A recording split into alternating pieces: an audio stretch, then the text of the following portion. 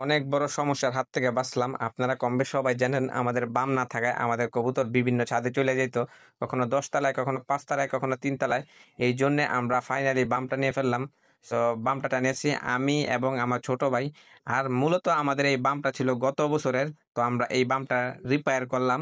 So আমরা খুব strong ভাবে বামটাকে তৈরি করি। তো আমার ছোট ভাই বলতেছে ইনশাআল্লাহ গত বছর থেকে আমরা বামটা আরো সুন্দর করে মজবুত করে তুলবো। সো যেই বলা সেই কাজ, আমরা আমাদের কাজের গতিতে এগিয়ে গেলাম। সো পাম্পটা কিন্তু আমি আমার ছোট ভাই শাহপরান আমরা দুজনেই তৈরি করি। আর হ্যাঁ, ক্যামেরাম্যান হিসেবে ছিল আমার ভাগিনা, তাও আবার কিছুক্ষণ পরে চইলা যায়। সো আপনারা দেখতে পারছেন আমরা ২ ভাই কিন্তু সুন্দরভাবে পাম্পটা তৈরি করা শুরু করে দিলাম। সময় যত যাচ্ছে কাজের গতিও তত বাড়ছে। এর ফাঁকে চলে আসলো আমার আরেক ছোট ভাই নাইম। সে এসে বলতেছে, "ভাই আপনাদের কিভাবে আমি হেল্প করতে পারি?" তো আমি বললাম যে, "আমাদের সাথে হাত লাগাও, তাইলে আমরা আরো দ্রুত কাজটা শেষ করতে পারবো।" তো এই বলতে, বলতে আমরা সর্বপ্রথম রশি দিয়ে টানা দিয়ে দিলাম। তারপর হচ্ছে আমরা আরেকটা টানা দিলাম। তারপর হচ্ছে ৩ নাম্বারটা হচ্ছে আমরা ডাশিং দিব।